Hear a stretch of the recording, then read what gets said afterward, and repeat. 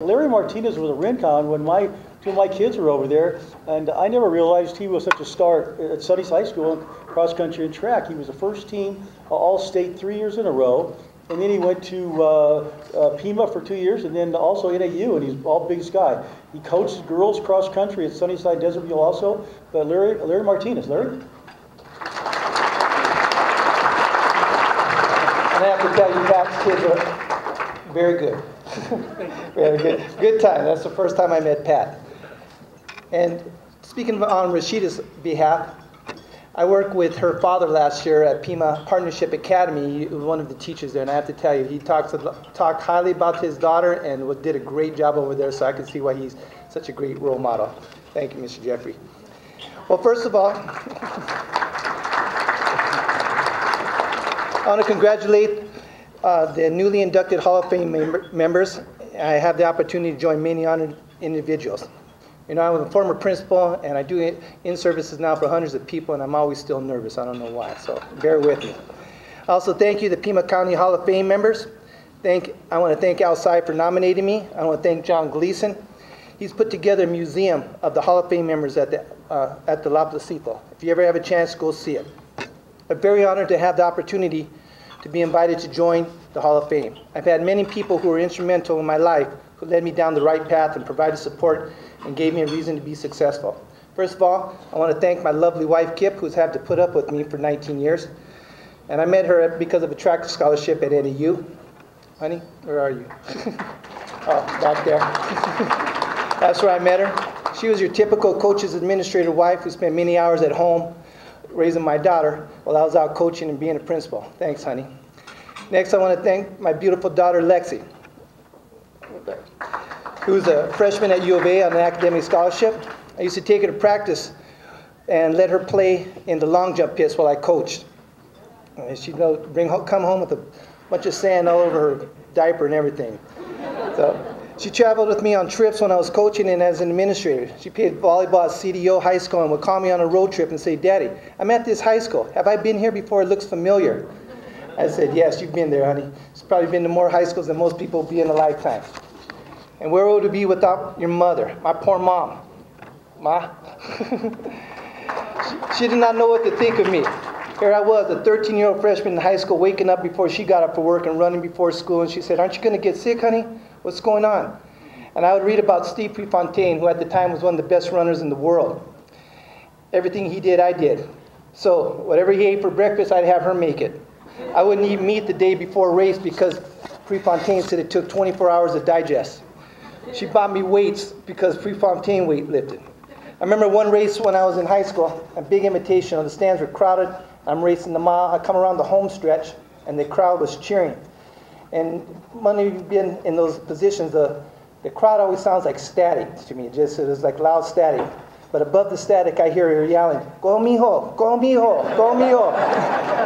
And U of A offered me this full ride, and I remember she begged me, "Honey, stay here in town." But, I ended up at NAU, and it was the best thing for me. Another person was my brother Alfred. He was always at my meets. He would tell me when I lost, "It's okay, you'll beat them next time." He put life into perspective for me. He said, "As long as you tried, keep your head high because there'll be another chance to win." He died several years ago, but those thoughts are with me daily. Next, I have my favorite uncle, my Uncle Steve. Uncle Steve, where are you? Uncle Steve. And I know this is going to hurt some people, but he was a sports fanatic and a die-hard ASU fan, so sorry, Uncle. His goal was to play baseball for ASU, but was drafted and served in Vietnam. At that time, I was in elementary, and my mom and my brother and I were living with my grandmother and aunt and uncle in downtown Tucson. He used to say my prayers every night, "Come home, Uncle," and he did after serving our country. He didn't know track, but he knew sports. And he'd ask me about my running and tell me, "I read about you in the newspaper." And I remember a race against Flowing Wells High School as a sophomore. Sunnyside and myself were both undefeated, and so was the senior, Brad Stratton, and his team. We won as a team, but I got out-kicked by Stratton at the finish line. My mom and my aunts were all upset, saying, "That's not fair. He's a senior. It wasn't fair." My Uncle Steve says, Larry, that's life. You did your best. That's what counts. And I appreciate that, Uncle. Thank you. Many people helped me to where I am today. I had my coach in middle school, Coach Federico, My high school coach, Coach Milky, he was a coach who helped me be the person I am today. He put together some great teams with some talented kids at Sunnyside and pushed us to be state champions and coached me to 2 state championships. We ended up at Pima College, where we ended up second in the nation with 5 kids on that team from Sunnyside. I then had the opportunity to run for Coach Leo Haberlack at NAU. We won 5 Big Sky championships in cross country and track, and one of my proudest moments was when I took my daughter and her friend up to NAU to the Dome, and my daughter's telling her friend that he said, my dad used to be pretty good, and showing her the championship banners up there. It made me feel good. I've also been very fortunate to have coached some great female runners at Sunnyside and Desert View High School, where I had several All-American, state, and region champions, as well as some very strong teams. But I get the most pride when I see my former athletes, and they bring up stories like how I made them throw up on their shoes. But mostly, they talk about the friendships they made and how running has helped them today. One of the ladies that ran for me gave her kidney to her friend and teammate several years ago when it was determined the teammate needed it to survive. These are some beautiful women who are making a difference in the world today. These young ladies who make me proud now, teachers, nurses, and businesswomen.